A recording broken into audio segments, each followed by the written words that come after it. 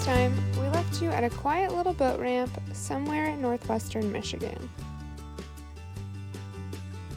We got up that next morning and headed west. We had a lot of ground to cover. We passed through a few more lakeside towns before heading inland.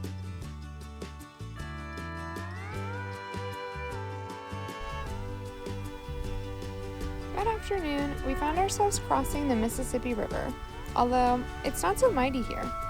We were a bit south of the headwaters still, but the river felt quiet and serene. Definitely different from how it feels back in St. Louis.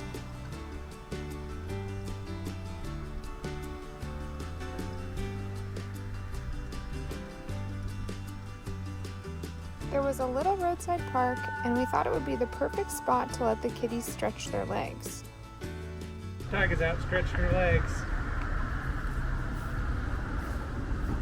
Been driving for about 3.5 hours or so. It was about time. Decided to stop at the Mississippi River. Although it's much smaller here than it is back near St. Louis. There's Nutty and Rachie over there. Tiger. It's okay. It's just a car going by.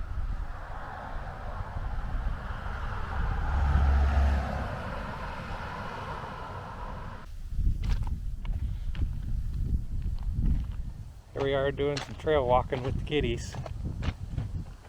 He's really hiking. Tyga seems a little bit more unsure. The wind has got her spooked a little bit. Gotta sit down and take a rest and look around. Nutty's doing pretty good up there though. She is hoofing it down that trail. Come on, Tyga. You ready to go? Little did we know, the kitties like walking trails. This was their first time on a trail, and even though it had some big rocks, they took to it pretty quickly.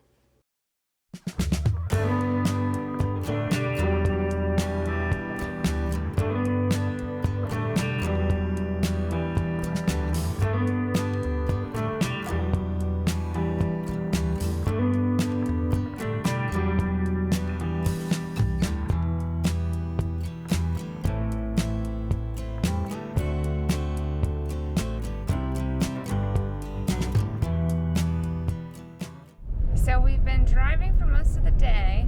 We started this morning in Moorhead, Minnesota, just right outside Fargo, North Dakota. And the scenery has really changed so far today. We started out and it felt a lot like Illinois. It was flatlands and cornfields. And as we've gone through North Dakota, we've been calling what we've seen some lumpy land. It's kind of funny. It's not like anything we've ever seen before. And all of the farmlands have changed too. We've been seeing lots of what looks like wheat and sunflower fields that have been beautiful. So lots of things like that. The land has really changed and it's gotten hilly. It's still super wide and vast, but it's not like anything we have in the Midwest. That's for sure. But we just have a little bit longer. We're heading over to Theodore Roosevelt National Park. We might be able to see some bison and prairie dogs. So fingers crossed that'll turn out. But we'll see you guys when we get there. Out of nowhere, the lumpy land turned into big, beautiful buttes that make up the Badlands. The Badlands earned their name because of how difficult they made travel back in the day. Lucky for us, it's not so bad anymore. Okay, we made it into the park. It came out of nowhere. We were just in the prairie and all of a sudden we've got these crazy rock formations. We even already saw one bison very far away, but hopefully we're going to run into some more wildlife here in a little bit. Wish us luck.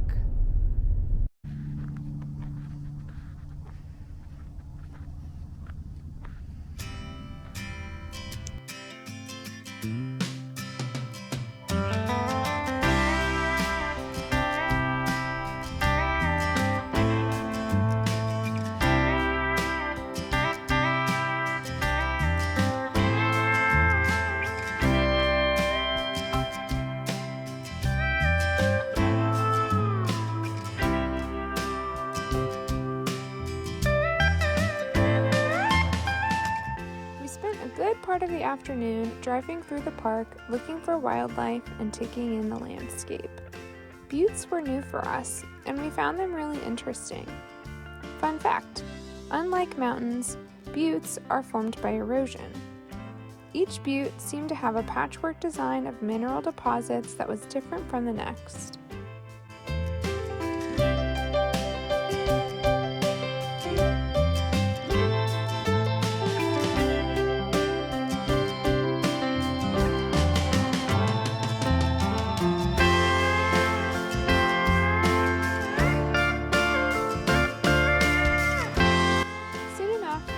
To our first prairie dog town. At first, we didn't see much, but within a few moments, we started noticing these little creatures scurrying around. They were so cute. I think we could have sat and watched them all day. You have to have a conference. Big things are happening over there.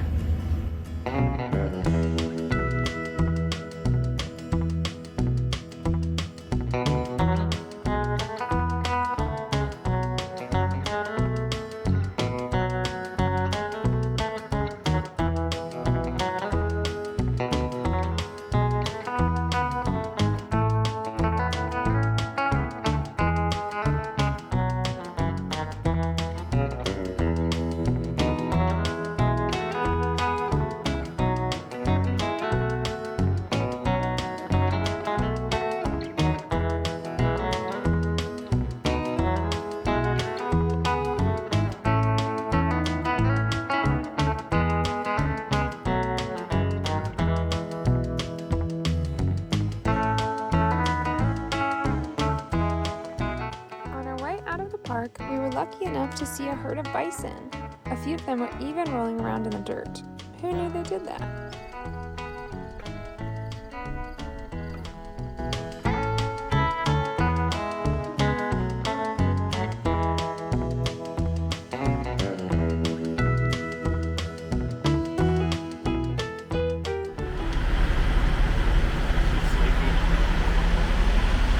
Look at those tired eyes. Sleepy girl! After getting the lay of the land by car, we decided to go for a short hike around Painted Canyon. So we made it to Theodore Roosevelt National Park, and we've spent most of the afternoon driving around. We took the scenic loop, we went and saw some prairie dogs, and we even saw some bison. Now we're hiking a short trail since it's getting to be the evening and it's almost kitty dinner time, so we've got to get back soon to feed them some dinner and find our campsite for the night, but wanted to bring you along, show you some of the views.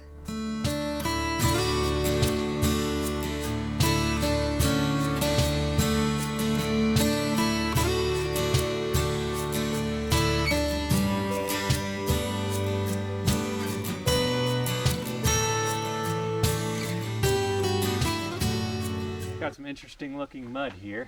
Gotta know what it feels like. Just like dried mud. Nothing special. Although it sure does look special. Yeah, it's got some nice colors to it.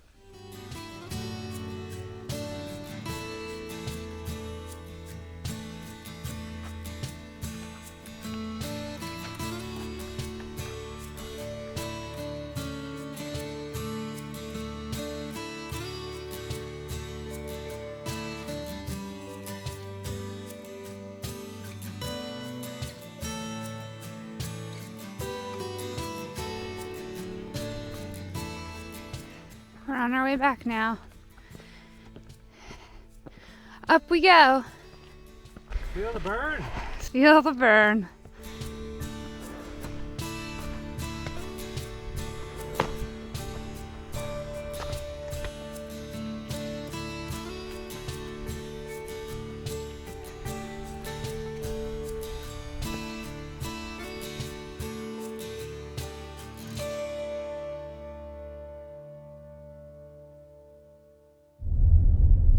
We just finished up our hike.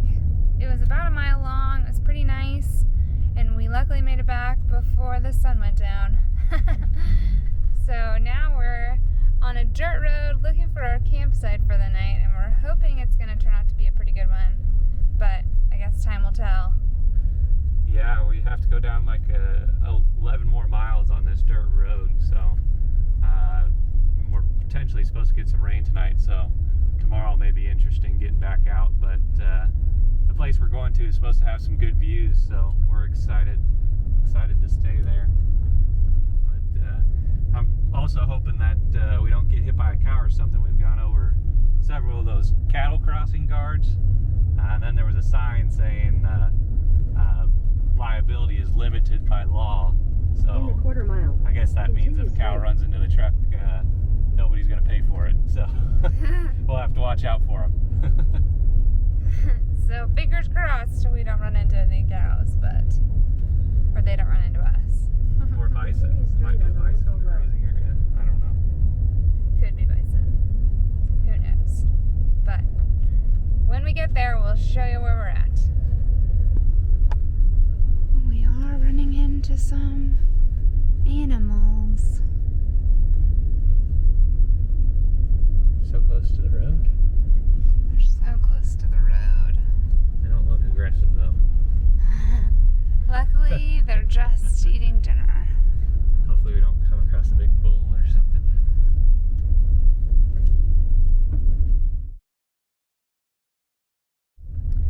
Well, just an update. We apparently did not have the right coordinates in the GPS, so we have gone about an hour out of the way on a little red dirt road mixed in with some gravel. We did pass a lot of cows. We saw some nice buttes and grasslands, but we are now trying to find our way back before nightfall. So, wish us luck. Well, things didn't go quite as planned. Again. So we did not update you all after getting to our campsite last night because it ended up taking us about an hour and a half to find a place. Unfortunately, it was in the dark and we had to do a lot of backtracking. We went to at least probably 6 or more camp spots that we found on the app we use, and unfortunately all of them were already taken. So there was lots of backing up on small little shelf roads in the dark, and running into wild horses along our way and all kinds of crazy things. Yeah, we actually probably would have just stayed at the end of that red dirt road, but when we got to the end there was some sort of I don't know if it was for a gas line or what, but they had a sign posted and it was danger hydrogen sulfide in the area, and I found that very odd. From my training when I worked at the coal mines, hydrogen sulfide is a gas that smells like rotten eggs, but when it's in higher concentrations it'll actually completely destroy your sense of smell and can have some pretty nasty effects fairly quick. So I don't know if those were abandoned pipelines or why that sign was even up there, or maybe just to scare people off, but we figured we better not take the chance, and we decided to make the half-hour trek out back to the main road across about 15 cattle crossings. But luckily the truck and the camper did pretty good off-road. I was definitely impressed. Couldn't hardly tell the camper was even in the back of the truck in most areas, so luckily we didn't have any other issues besides just taking a long time to find a campsite. Yeah, and we did end up finding a spot. It worked okay for the night. It wasn't super ideal, but it was off the road and it was quiet enough. So I think the only thing that I didn't even hear it, but David heard the train go past a couple of times. So it wasn't so bad. It was nice and quiet. We did have some visitors this morning. We were packing up to leave, and a couple of cows came across our little camp spot patch. They came over the hill and they were looking at us, and the cats were looking at them, and little Tyga was growling. She was a little bit scared of them.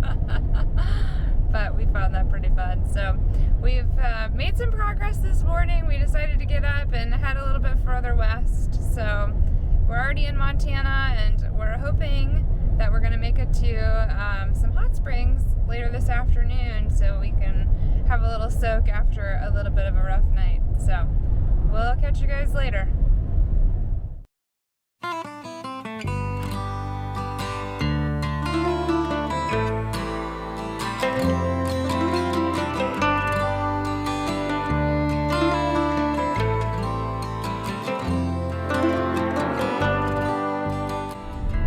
Got some dinosaurs up on the hills here. Maybe dinosaurs. Yeah, dinosaurs. Yeah. Oh, there's all kinds of them. Middle of Montana, right outside Glasgow. Before heading into the hot springs, we stopped to read about the sleeping buffalo that the hot springs was named after. The sleeping buffalo is a large rock that, from a distance, was historically mistaken for an actual sleeping buffalo by hunters in the area. It was considered sacred and was revered by the native peoples for its spiritual powers, and they often would bring it offerings and use it in traditional ceremonies. Many people that have stopped to see the sleeping buffalo have left offerings as well, such as coins and tobacco. We thought it was only right to leave an offering of our own before we headed over to the hot springs.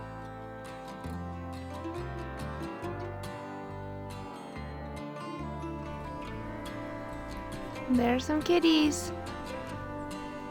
The hot springs were lovely, and lucky for us, they were situated right down the road from a peaceful lake and campground.